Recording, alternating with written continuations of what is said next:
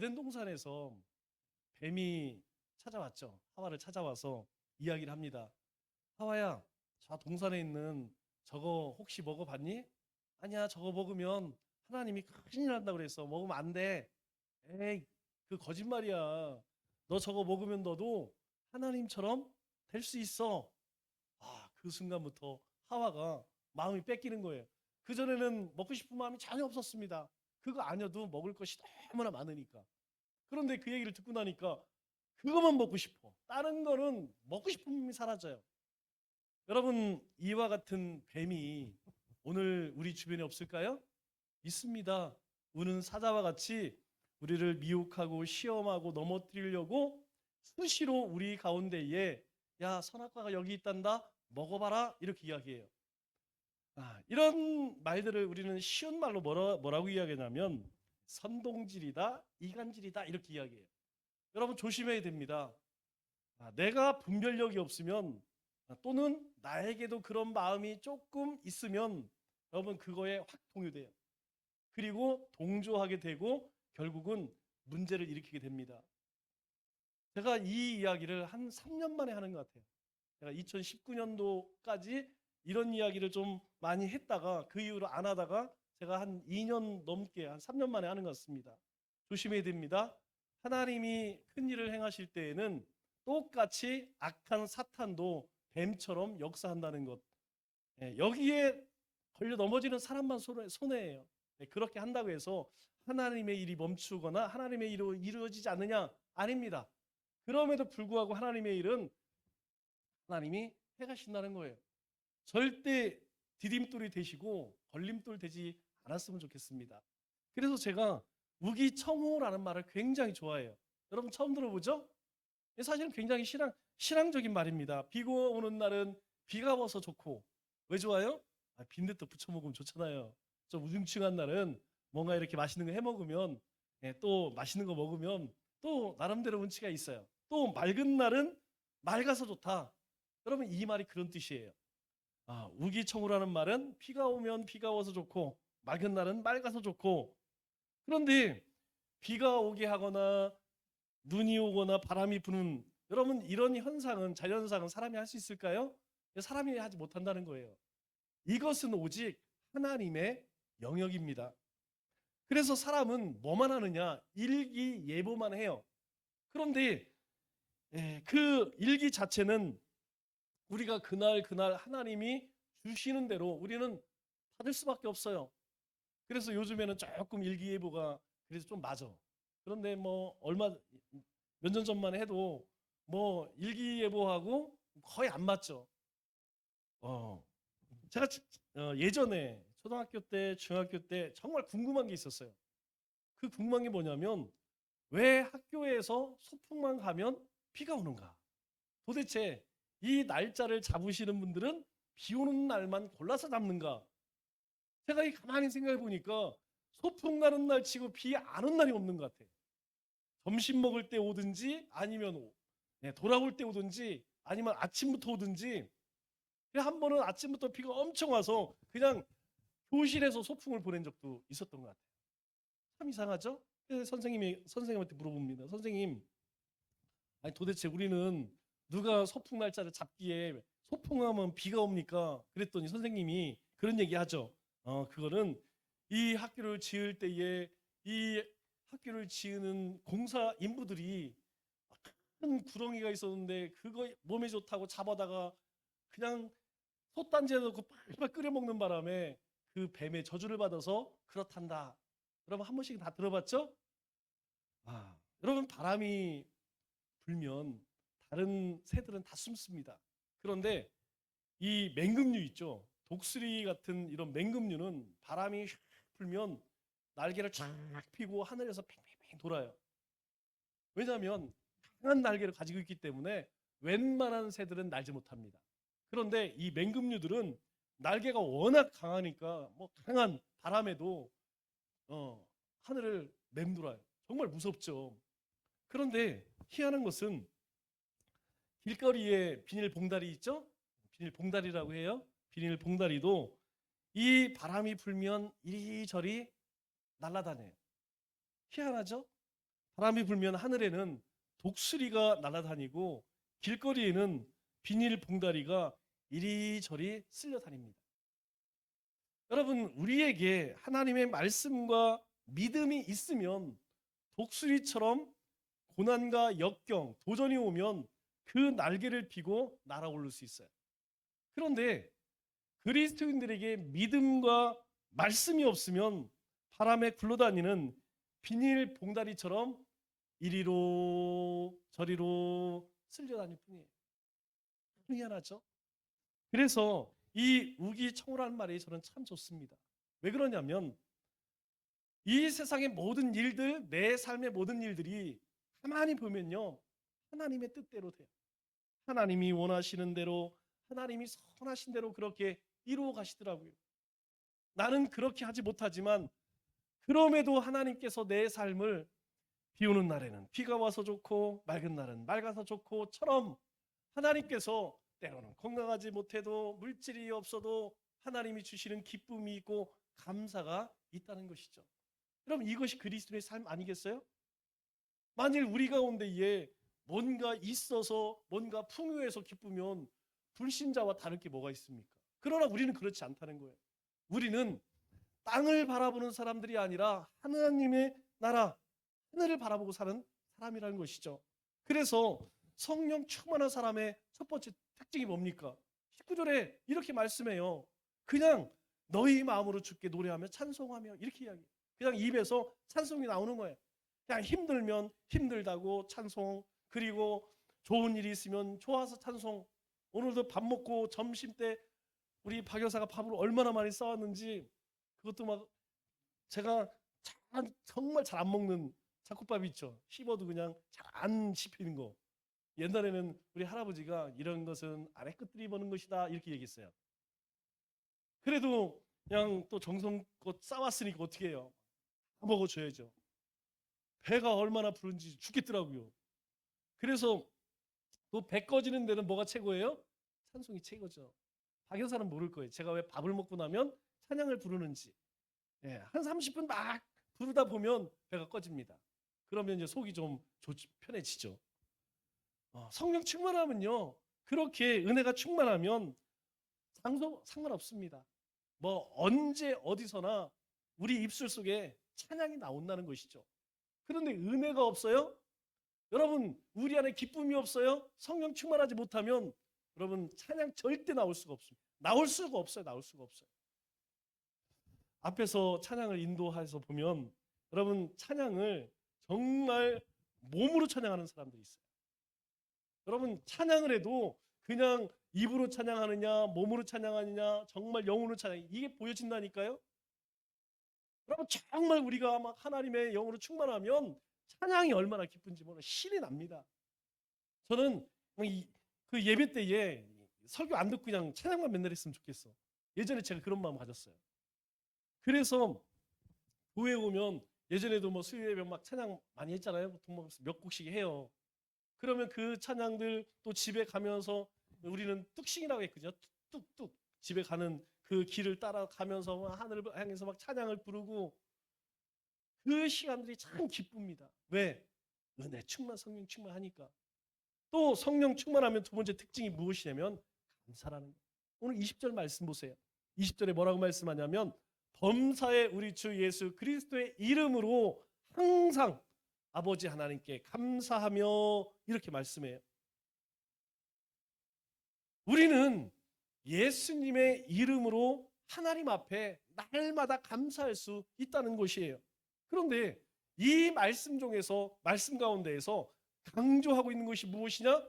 여러분 눈에 보이십니까? 여러분 이 말씀에 강조하는 두 가지가 있는데 하나는 범사에라는 말이에요. 또 하나는 항상이라는 말입니다.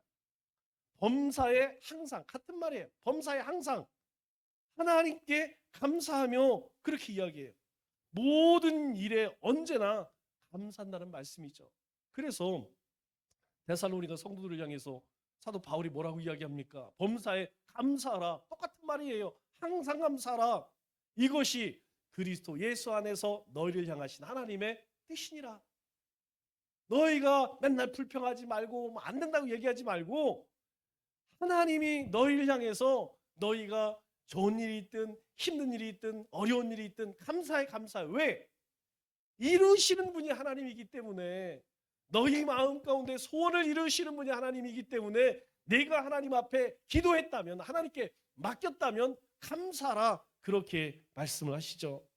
여러분, 하나님께 드리는 이 감사의 태도에 따라서 세 부류로 나눌 수 있죠. 뭐 얘기할 것 없이 첫 번째는 하나님께 전혀 감사하지 않는 사람들이 있어요. 이런 사람들은 하나님이 살아 계신다는 것을 알매도 불구하고 하나님을 찾지도 인정하지도 하나님을 섬기지도 않아요. 여러분, 우리가 없어서 하는 얘기지만, 여러분, 하나님을 찾고 하나님을 믿고 하나님을 섬기면, 여러분, 그것은 하나님을 인정하는 거예요. 하나님이 살아계심을 인정하는 것입니다. 우리가 여기 왜 예배에 와 있어요? 예배에 와 있다는 것은 하나님을 인정한다는 거예요. 하나님이 예수 그리스도를 보내주셔서 우리를 구원하셨다라고 하는 이 사실을 믿는다는 거예요. 그런데 역으로요, 그렇게 하지 않는다는 것은 하나님이 인정하지 않는다는 것입니다. 여러분, 단순히 그냥 왔어 안 왔어 이 문제가 아니에요. 그 이면에는 이런 무서운 실체가 있다는 것이죠. 그래서 그러한 사람은 하나님 자체를 부인한다니까요. 우리 로마서 1장 21절 말씀 보세요. 하나님을 알되, 여러분, 하나님을 모르되, 아니 하나님을 모르면 영화롭게 하지도 않고 감사하지도 않죠. 그런데 이렇게 이야기합니다. 하나님을 알되 하나님을 영화롭게 하지 아니하며 감사하지도 아니하고 오히려 그 생각이 허망해지며 미련한 마음이 어두워졌나니. 여러분, 우리가 찬송하고 우리가 감사하고 예배하고 헌신하는 것이요, 그냥 단순히 하나님 앞에 어떤 일을 했다 이게 아닙니다. 하지 않는 것은 하나님을 영화롭게도 감사하게 하지도 그것은 허망하는 것이고 미련한 마음이다, 이렇게 말씀하고 있어요. 하나님께 감사하지도 않고 생각은 허망하고 마음은 미련하고 어두워졌다, 그렇게 이야기합니다. 그렇다면 왜 그럴까요? 여러분이 생각할 때 왜 그럴까요? 여러분, 무식하면 용감한 거예요. 하나님을 모르니까 지금 내가 편안하다, 내가 지금 부유하다, 그렇게 생각하고 있기 때문에 모르는 것이에요. 그러나 지금 자신의 삶은 저 나락으로 계속, 우리가 그런 말을 썼어요. 예전에 오그라진다, 이런 말을 써요. 오그라진다, 쪼그라든다. 자기가 지금 인생 자체가 쪼그라들고 오므라지고 있는 것을 모른다니까요. 제 얘기가 아닙니다. 하나님이 하시는 말씀이에요. 하나님을 모르니까 하나님을 영화롭게 하도 또 하나님 앞에 감사도 그 마음은 미련해질 수밖에 없다는 것이죠. 그런데 문제는, 여러분, 불신자가 그런다고 하면 충분히 이해가 가요. 그리스도인이라고 하면서 거의 이 정도 수준에 이르는 사람들이 우리 주변에 비치기수라는 거예요. 이게 문제라는 것이죠. 아예 모르는 사람들이 그런다면 뭐 얼마든지 이해가 되는데, 문제는 성도라고 하는 그리스찬들이 그러한 삶을 살아간다는 것이죠. 예수님 처음 믿을 때 어떻습니까? 그 심령에 하나님이 주시는 기쁨과 감사가 넘쳐나요. 그냥 모든 것이 감사, 모든 것이 기뻐. 그런데 시간이 점점점 지나면서 기쁨과 감사가 사라지기 시작합니다. 누가 그랬을까요? 에베소 성도들이 그랬어요. 오늘 이 에베소 교회의 편지를 쓰는 사도 바울이 그 에베소 성도를 향하여서 하나님께서 사도 요한을 통해 보여주시는 것이 무엇입니까? 네가 참 잘했어. 그런데 첫사랑 잃어버렸네? 여러분, 이 말의 의미가 무엇입니까? 내가 예전에는 그렇게 기쁨으로 감사가 네 삶 속에 입술 가운데 막 터져 나왔는데 지금은 그렇지 않다는 거예요. 지금 우리의 삶에 하나님이 주신 은혜를 기억하고 감사하지 못한다면 첫사랑 잃어버린 것입니다. 그래서 에베소 성도들에게 뭐라고 이야기해요? 빨리 너희가 그 첫사랑을 회복해라. 많은 일, 너희가 뭐 이단들을 몰아내고 너희가 이런 일들을 많이 했어. 내 인정해, 그거는. 그런데 그 무슨 소용이 있냐는 거예요. 하나님 앞에 감사하지 못하고 하나님으로 기뻐하지 못하면 그 모든 것은 아무 의미 없다. 그렇게 말씀하십니다. 여러분, 감사란 게 뭡니까? 감사는 우리의 말과 행동으로 하나님께 고마움을 표현하는 거예요. 여러분, 우리의 말로 하나님 감사합니다, 그것으로 끝나는 것이 아니고 말과 함께 행동으로, 그래서 우리가 예배를 드리는 것이고 물질을 드리는 것이고 헌신하는 것이고 하나님이 우리에게 주신 사명을 따라 사는 거예요. 그것이 감사예요. 그런데 그 감사가 사라지면 대신 그 자리에 나타나는 게 있어요. 그것은 무엇이냐면 십중팔구 원망과 불평이라는 것입니다. 매사에 부족한 것, 그리고 불평할 것, 불만족한 것, 이거밖에 보이지 않아. 또 그것만 얘기해요. 좋은 건 얘기 안 해. 안 좋은 것만 얘기해. 안 좋은 것만 혼자 안 하면 괜찮아. 그런데 여러분, 이 죄라는 것은 정말 누를 것 같습니다. 그냥 혼자 알고는 견딜 수가 없어. 그래서 어떻게 해요? 기어이 누군가에게 그냥 얘기를 해줘야 돼. 그래서 그 사람도 시험에 빠지게 해야 돼. 참 이상해요. 왜 그렇습니까? 성령 충만하지 못하니까 감사가 사라지는 것이고, 감사가 사라지니까 뭐가 나오는 거예요? 불평과 원망이 나오는 거예요. 그래서 끝없이 불만족이 쌓여서 결국은 만족감을 잃어버리게 됩니다. 여러분, 이 만족을 잃어버리는 순간 구원의 기쁨 사라집니다. 내가 여러분, 우리 인생에서 그리스도인이 가장 큰 기쁨이 뭐예요? 구원받은 거 아니겠습니까? 이 세상의 그 어떤 것을 구원받은 그 기쁨에 여러분 갖다 대겠어요? 그 어떤 것도 구원과 비교할 수 없습니다. 그런데 우리 안에 감사가 사라지면요, 이 구원의 기쁨도 함께 사라진다. 여러분, 교회에서 우리가 보통 그런 얘기하죠. 뭐 사탄 짓 한다, 마귀 짓 한다, 이런 얘기 하잖아요. 여러분, 그 사람들이 처음부터 그런 문제가 됐을까요? 그렇게 교회에서 처음부터 걸림돌이 됐을까요? 아닙니다. 여러분, 그런 사람들이 자기 평신도 서리집사도 못 받은 그런 사람들이 문제를 일으킬까요? 천만의 말씀입니다. 적어도 20년, 30년 이상, 그리고 중직 이상이 되는 사람들이 그런 일들을 하지. 왜 그럴까요? 성경 말씀을 몰라서요? 경험이 없어서요? 아닙니다.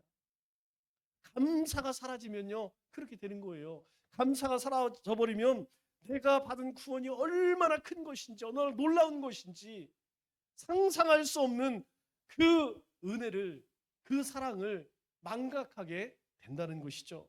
그렇다면 여러분, 오늘 우리의 삶은 어때요? 정말 오늘 우리의 삶에 내가 감사해 본 적이 언제인가? 여러분, 한번 생각해 보세요. 저는 코로나가 온 이후로 잠에 들면서 반드시 기도합니다. 어떤 기도하냐면 하나님 감사합니다.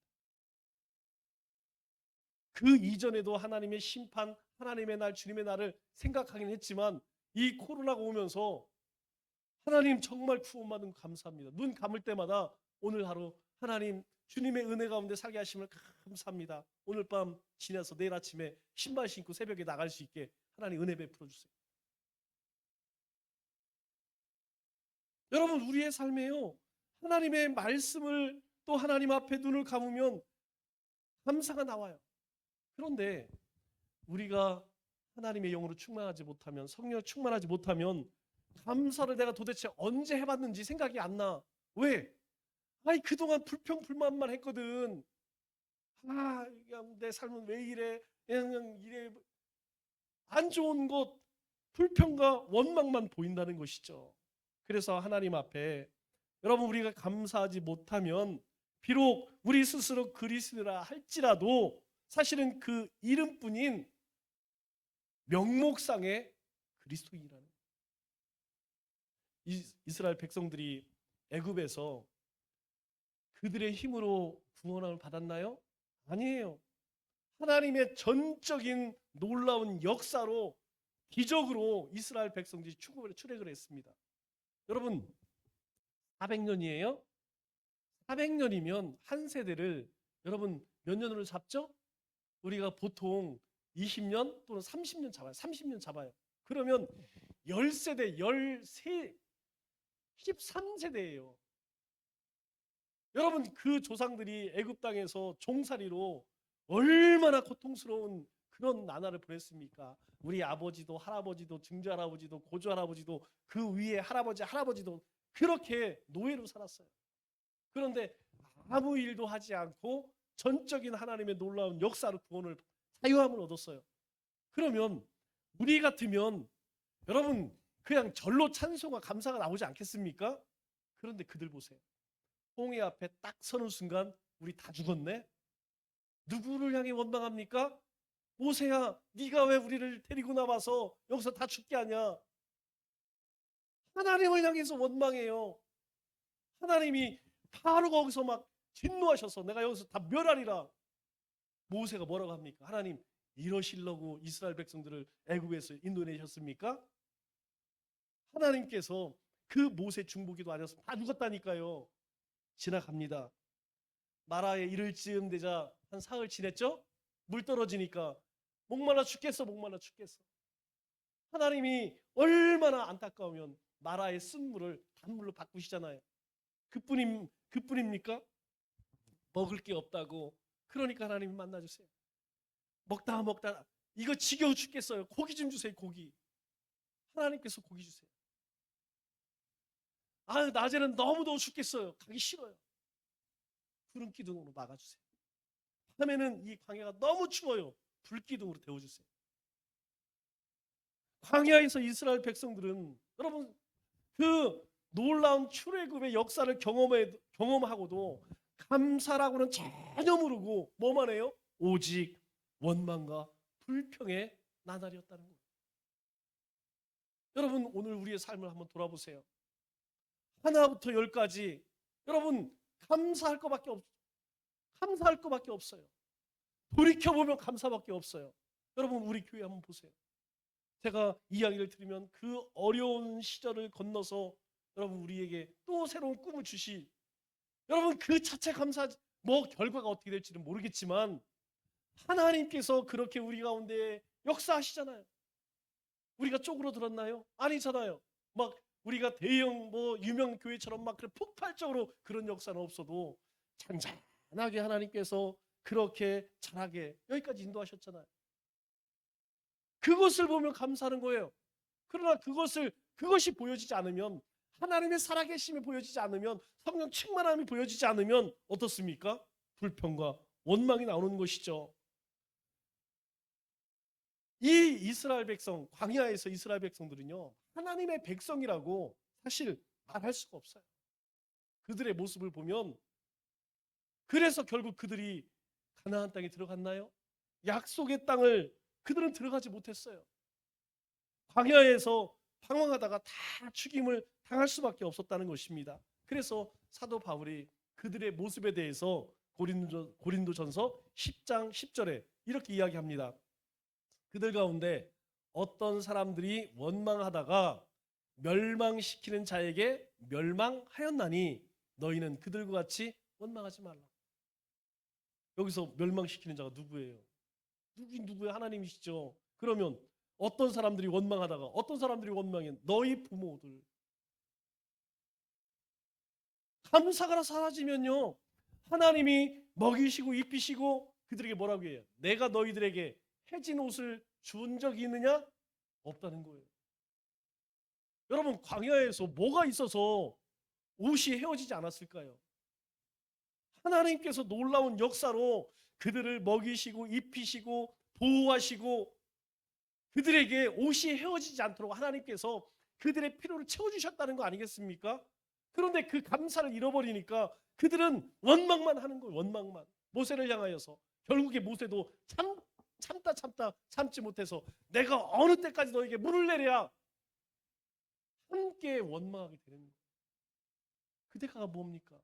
아직 기력이 쇠하지 않았지만 약속의 땅에 들어가지 못해요. 하나님 저요 저 땅에 꼭 가보고 싶어요. 여러분 나중에 성수실에 가서 느보산으로 올라가 보세요. 느보산 아시죠? 이스라엘 백성들이 막 불평해서 불뱀으로 하나님 전부 그냥 노뱀 쳐다보면 살한 그 느보산. 여러분 느보산 딱 올라가면요 이스라엘이 저기 요단강에서 사해가 한눈에 보입니다. 딱 올라가면 이스라엘이 쫙 보이고 이쪽에 땅들이 한눈에 들어와요.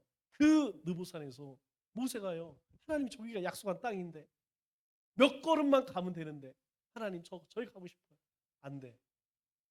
왜 그랬을까요? 모세조차도 감사를 잃어버리고 백성들과 함께 원망할 때에 하나님의 약속의 땅에 들어갈 수 없었다는 것이죠. 그것이 하나님의 진노였고 하나님의 심판이었다는 것입니다. 오늘 우리가 감사의 조건이 있어서 감사하는 것이 아니에요. 하나님께서 우리를 자녀 삼으셨기 때문에 오늘 우리의 삶이, 우리의 생명이 하나님께 있기 때문에, 여러분, 원망의 실체가 뭡니까? 왜 원망합니까? 원망은요, 하나님의 은혜를 망각하며 찾아오는 것이에요. 그래서 하나님 탓, 남 탓, 환경 탓. 여러분 실제 그런가요? 아니에요. 내 탓이지. 내가 믿음 없는 탓이지. 하나님의 은혜를 망각하고 하나님의 은혜를 잃어버리면, 우리 안에 성령 충만, 말씀 충만하지 못하면 우리 가운데 찾아오는 것이 무엇이냐? 에이, 하나님이 나는 축복 안 하니까. 아니, 쟤 때문에, 누구 때문에. 지금은 이런 때야, 이런 시대야. 우리의 감사가 환경과 조건 때문이라면 항상 언제나 모든 일에 감사할 수 있어야 한다는 것이죠. 그래서 여러분, 감사는요, 믿음에 기초하는 것입니다. 여러분, 믿음 없으면 감사 못해요. 아니, 지금 당장 이거 세무로 계산해서 안 나오는데, 이거 주판 튕겨서 안 되는데 어떻게 감사해요? 그래서 믿음이 없으면 감사가 안 되는 것입니다. 그런데 그 믿음은 어디서 오는 거예요? 하나님의 약속에서 오는 거예요. 그래서 감사는 또한 하나님의 약속에 기초한다는 거예요. 하나님께서 우리에게 약속하셨기 때문에 내가 하나님이 기뻐하시는 그런 삶을 살아, 내가 믿음의 삶을 살아, 하나님의 약속을 붙들고 살아, 그러면 하나님께서 뭐라고 말씀하셨어요? 지키시고 보호하시고 인도하신다고 말씀하셨잖아요. 모든 민족에 뛰어나게 하신다고 말씀하셨잖아요. 그래서 우리는 믿음으로 도전하는 것이에요. 믿음으로 나가는 것입니다. 왜? 하나님의 약속이 있기 때문에. 그래서 우리 가운데에 감사가 빠지면 신앙이 아주 위험하게 된다는 것이죠. 두 번째 태도가 뭡니까? 두 번째 태도는 거의 대부분의 그리스도인들이 여기에 속해요. 뭐냐면 여건이 되면 감사하고 여건이 안 되면 안 감사하고, 그때 달라요. 그냥 감사할 일이 있어, 그러면 감사해. 막 다니면서 하나님은 살아계시다, 하나님 역사하신다, 좋다고 합니다. 막 감사가 넘쳐요. 막 오바를 해. 근데 조금만 시련이 오면 그날부터 그냥 입이 대빨 나와서 언제 그랬냐는 듯이 찾아볼 수가 없는 것. 여러분, 거의 대부분 한 70%, 80%는 다 여기에 속합니다. 여러분, 그러한 자신의 부끄러운 모습을 보인 선지자가 누구예요? 요나 선지자. 요나 선지자가, 야, 니느웨 가서 복음 좀 전해라. 아, 싫어요. 야, 가서 전해. 싫어요. 하나님 낯을 피하여 도망갑니다. 다시스 가는 배를 타고 도망가는데 하나님이 폭풍으로 막으세요. 제비 뽑으니까 요나 딱 걸렸어요. 그래서 결국 바다에 던져져 물고기 속에, 뱃속에 들어갈 때에 그 뱃속에서 요나가 뭐라고 기도합니까? 우리 요나서 2장 9절 보니까 이렇게 얘기해요. 나는 감사하는 목소리로 주께 제사를 드리며. 여러분, 이게 지금 성전에서 하는 기도가 아니에요. 물고기 뱃속에서 지금 꼬락꼬락 죽어가면서 하는 그 기도가 뭐냐면, 나는 감사하는 목소리로 주께 제사를 드리며 나의 소원을 주께 갚겠나이다. 구원은 여호와께 속하였나이다. 감사는 목소리로 주께 제사를 드리며 지금 하나님 앞에 감사한다는 거예요. 하나님 앞에 제가 선하겠습니다. 하나님이 저 구원해 주시면 제가, 하나님이 저에게 맡기신 그 일 제가 감당할게요. 여러분, 이 말씀을 한마디로 요약하면 하나님 살려주세요. 제가 감사함으로 그 일, 하나님 저에게 그 일 맡기신 일 감당할게요. 그 얘기예요. 그런데 이 말씀 속에는 또 다른 의미가 있습니다. 하나님, 저 구워주시지 않으면, 살려주시지 않으면 저 안 할래요. 이런 의미도 담겨져 있어요. 그런데 그 기준이 뭔지 아세요? 감사하는 목소리라는 거예요. 감사라는 거예요. 지금은 내가 죽을 상황이 있지만 그럼에도 불구하고 하나님께 감사하겠습니다. 제가 하나님이 한 번만 더 기회 주시면 그 일 하겠습니다. 그래서 가죠. 니느웨 가서 설렁설렁 40일 후에 하나님이 여기 그냥 다 그냥 하나님 멸망시킨다 하니까 정신들 차리고 알아서들 하세요. 여러분, 요나가 하루 동안 돌아요. 그런데 하나님이 며칠 후에 멸망시킨다고 그래요? 40일. 여러분, 하루 동안 돌면서 이 니느웨 성을 돌았다면 40일이었다면 40번을 돌 수 있었다는 거예요. 그런데 성경 이야기예요. 요나가 40번 아니면 4번 복음 하나님의 말씀을 선포했다? 아니에요. 한 번입니다. 한 번. 40번을 전할 수 있는 충분한 시간이 있었음에도 불구하고 하기 싫었어요. 그런데 하나님 앞에 한다고 약속했으니까 그냥 설렁설렁 대충 그렇게 전해요. 그런데요, 하나님께서 그들 가운데 역사에서 그들이 어떻게 합니까? 그냥 우상을 때려 부시고 죄를 뿌리고 니느웨 사람들이 갑자기 정신이 나가서 그런지 회개하기 시작하는 거예요. 막 임금이 왕이 막 죄를 뿌리고 막 회개를 합니다. 우리가 범죄했습니다. 우리가 우상 섬겼습니다. 우리가 음행하고 악한 일을 했습니다. 백성들이 다 쓰러져서 눈물을 흘리면서 회개를 하는 거예요. 하나님께서 마음을 돌이키셔요. 그런데 이 하나님의 구원하심을 바라보면서 마음이 아주 불편한 사람이 있었어요. 누구냐면 요나였어요. 그래서 요나가 하나님 앞에 하나님 더 이상 죽을랍니다. 죽고 싶어요.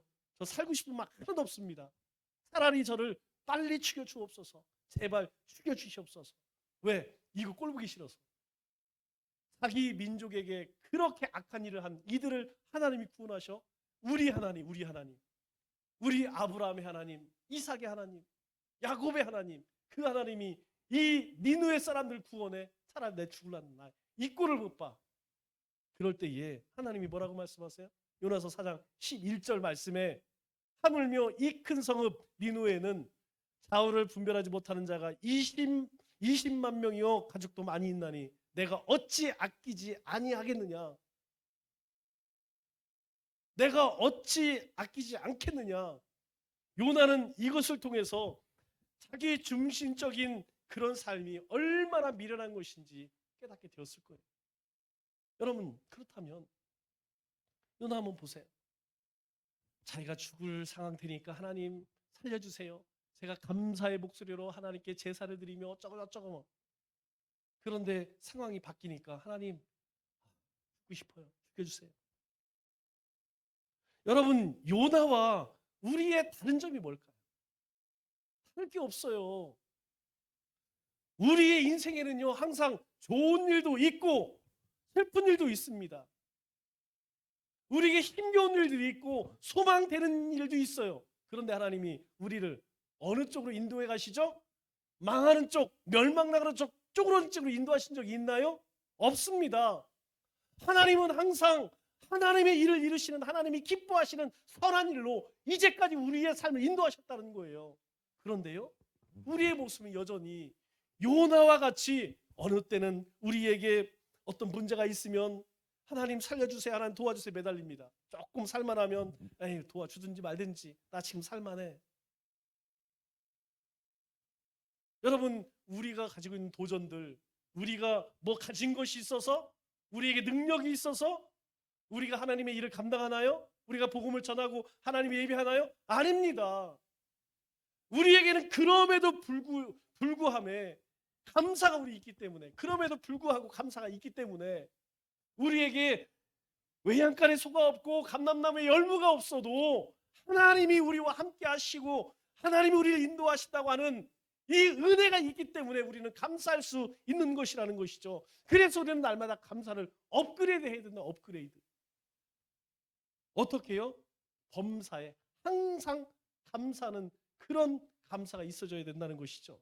이것이요 성령 충만한 사람의 특징이고 믿음이 있는 사람이라는 것이에요. 감사는 여러분 다른 거 아닙니다. 하나님을 하나님으로 인정하는 태도예요. 그래서 감사할 수 없는 상황 속에서 감사하는 것, 그것이 진정한 믿음의 감사라는 것입니다. 여러분, 조건을 뛰어넘는 감사, 환경을 뛰어넘는 감사, 한계를 뛰어넘는 감사, 하나님이 얼마나 기뻐하실까요? 알아요. 우리가 어렵다는 것, 여러분 한 사람 한 사람의 삶의 문제들 하나님 모실까요? 우리의 머리털까지도 세심 받으시는 하나님께서 우리의 형편과 사정을 모르실까요? 아십니다. 그럼에도 감사할 때 하나님 역사하신다는 거예요.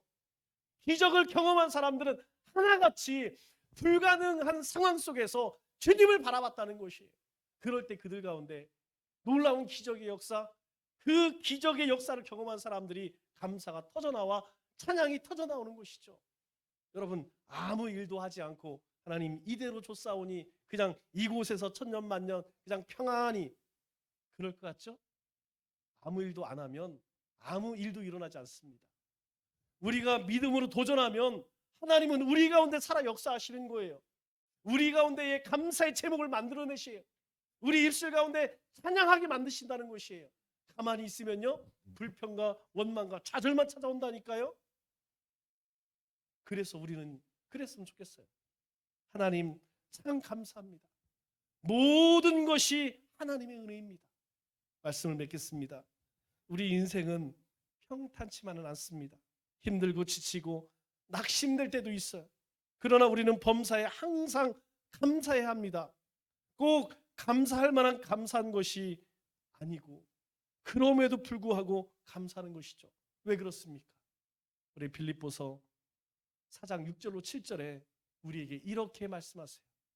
아무것도 염려하지 말고 다만 모든 일에 기도와 간구로 너희 구할 것을 감사함으로 하나님께 아뢰라.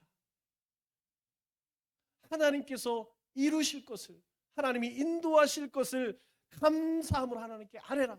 그리하면 모든 지각에 뛰어난 하나님의 평강이 그리스도 예수 안에서 너희의 마음과 생각을 지키시리라.